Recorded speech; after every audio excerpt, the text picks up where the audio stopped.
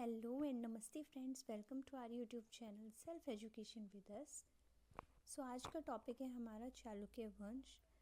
जैसे कि आप सभी जानते हैं कि अभी हमारी दक्षिण भारत के प्रमुख राजवंश की जो सीरीज़ चल रही है, तो उसका ही ये टॉपिक है चालुक्य वंश। कल्याणी के चालुक्य वंश की जो स्थापना हुई थी वो तैलप सेकंड ने की थी और इसकी राजधानी कौन सी है? मान्यखेट।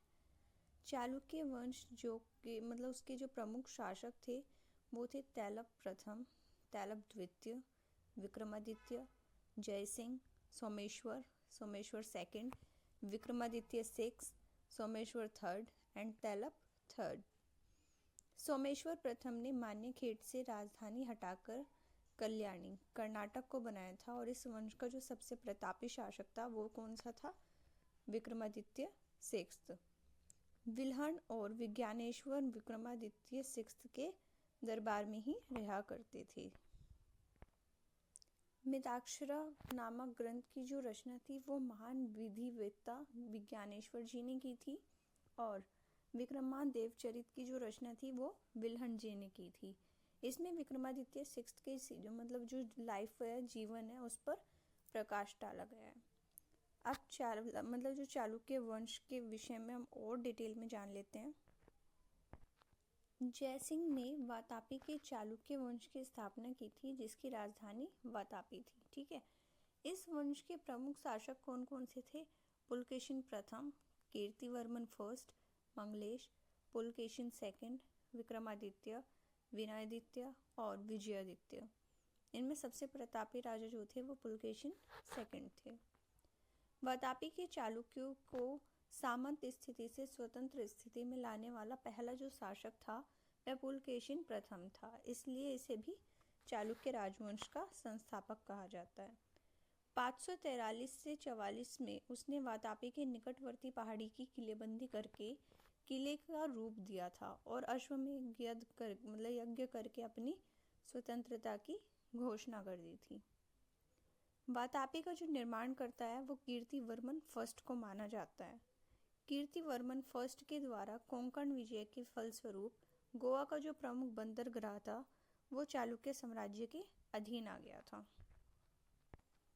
गोवा जो था वो उन दिनों रेवती द्वीप के नाम से फेमस था। महाकूट स्तंभ लेख से प्रमाणित होता है कि पुलकेशिन सेकंड बहुसुवर्ण एवं अग्निहोष्टम यज्ञ संपन्न करवाया था। जिनेंद्र का मेगुती मंदिर जो था वो पुलकेशिन सेकंड ने बनवाया था। पुलकेशिन सेकंड ने हर्षवर्धन को हराकर परमेश्वर की उपाधि धारण की थी और इसे दक्षिणापथेश्वर की उपाधि भी धारण की थी। पुलकेशिन जो सेकंड थे इन्होंने ईरान के शाह खुसरो सेकंड के दरबार में राजदूत भेजा और बाद में संभवत शाह खुसरो सेकंड ने भी अपना जो दूत था वो चालुक्य सम्राट के जो दरबार था उसमें भेजा था। लगभग 641 ईस्वी में चीनी यात्री हुएन सांग पुलकेशिन सेकंड के जो राज्य थे उसमें इनको ले जाया गया था। पल्लव वंशी शासक नरसिंह वर्मन प्रथम ने पुलकेशिन सेकंड को लगभग 642 ईस्वी में परास्त किया और उनकी राजधानी बादामी पर अधिकार कर लिया था। संभवत इसी युद्ध में पुलकेशिन सेकंड मारा गया था और इसी विजय के बाद नरसिंह वर्मन ने वातापिकोड की उपाधि जो थी वो ग्रहण कर ली थी। ठीक है, ऐहोल अभिलेख का जो संबंध है वो पुलकेशिन सेकंड से है, जिसके जो लेखक हैं वो रवि कीर्ति हैं।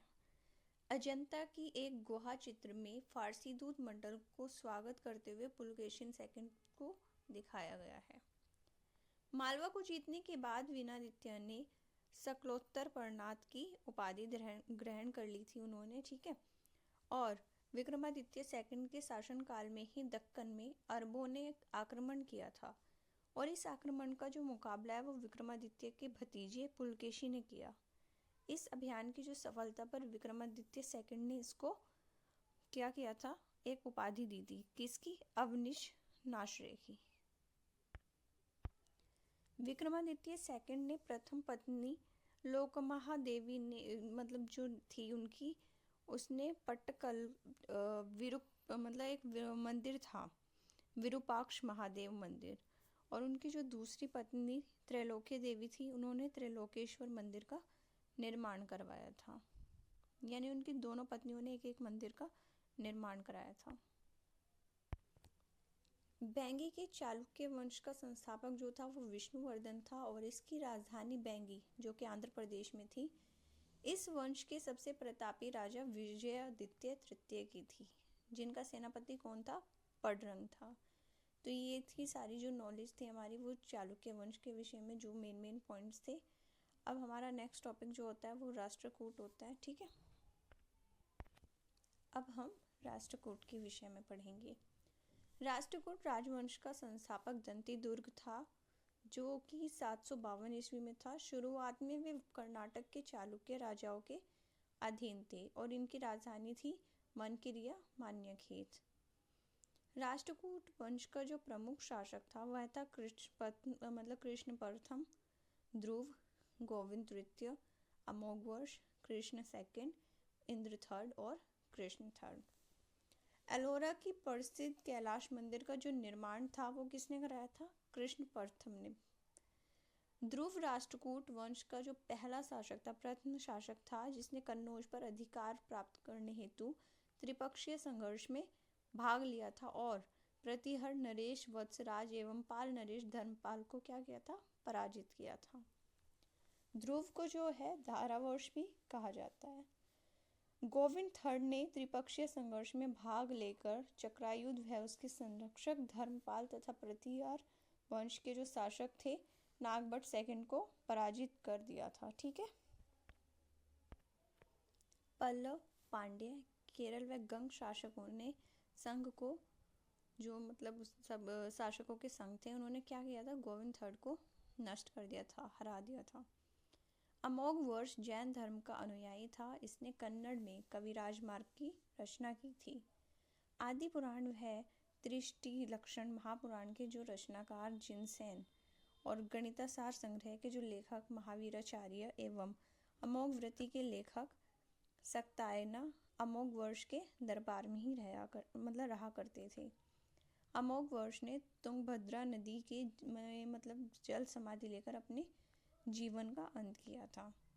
इंद्र थर्ड के शासनकाल में अरब निवासी अलमसूदी जो थे वो भारत आए थे, और इसने तत्कालीन जो राष्ट्रकूट शासक थे उन्होंने भारत का सर्वश्रेष्ठ शासक कहा गया था। राष्ट्रकूट वंश के अंतिम महान शासक कृष्ण थर्ड थे, और इसी के दरबार में कन्नड़ भाषा के कवि पौन रहा करते थे, जिन्होंने शांति पुराण की रचना की। कल्याणी के चालुक्य तैलप सेकंड ने 1973 में कर्क को हराकर राष्ट्रकूट राज्य पर अपना अधिकार कर लिया था और कल्याणी के चालुक्य वंश की नींव डाली थी। अलोरा एवं एलिफेंटा गुहा मंदिरों का निर्माण राष्ट्रकूटों के एक ही समय में हुआ था, और अलोरा की 34 शैलकृत गुफाएं भी हैं, जिसमें 1 से 12 तक बौद्ध, 13 से 29 तक हिंदुओं और 30 से 34 तक जैन गुफाओं का एक अच्छा सा कॉम्बिनेशन है। बौद्ध गुफाओं में सबसे प्रसिद्ध विश्वकर्मा गुफा है, ठीक है, संख्या 10 है, जिसमें एक चैत्य है। वहाँ पर 2 मंजिली और 3 मंजिली गुफाएं भी हैं, जिसको 2 थल व 3 थल का नाम दिया गया है। अलोरा की जो गुफाएं हैं उसमें 15वां में जो है विष्णु को नरसिंह अर्थात पुरुष सिंह के रूप में दिखलाया गया है। अलोरा गुफाओं का जो सर्वप्रथम उल्लेख है वो फ्रांसीसी यात्री थेवेनेट ने 17वीं शताब्दी में किया था, और राष्ट्रकूट शैव, वैष्णव और शाक्त संप्रदायों के साथ साथ जैन धर्म के भी उपासक थे। राष्ट्रकूटों ने अपने राज्यों में मुसलमान व्यापारियों को बसने तथा इस्लाम के प्रचार की स्वीकृति दे दी थी। आई रियली होप कि ये वीडियो आपके लिए काफ़ी हेल्पफुल रहेगा, तो वीडियो को स्किप मत करिएगा, पूरा देखिएगा। Do like, share, subscribe and press the bell icon and drop the sweet comment below. Thank you.